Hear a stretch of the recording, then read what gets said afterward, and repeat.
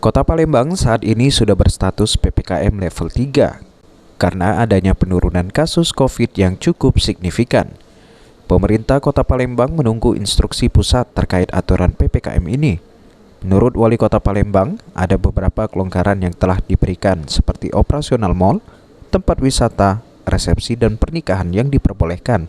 Selain itu, pemerintah Kota Palembang juga telah melaksanakan sekolah tatap muka dengan protokol kesehatan yang ketat dan pelaksanaan vaksinasi anak yang dilakukan di beberapa sekolah.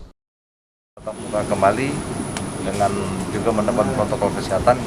Kemarin kita sudah melaksanakan itu sesuai dengan petunjuk. Kemudian begitu juga fasilitas ibadah dan sebagainya. Jadi artinya sudah ada kelonggaran.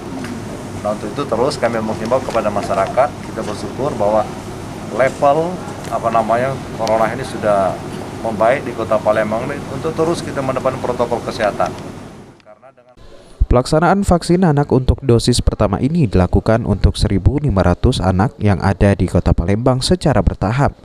Pemerintah Kota Palembang menargetkan 129.000 anak yang akan divaksin. Aprianto, PAL TV.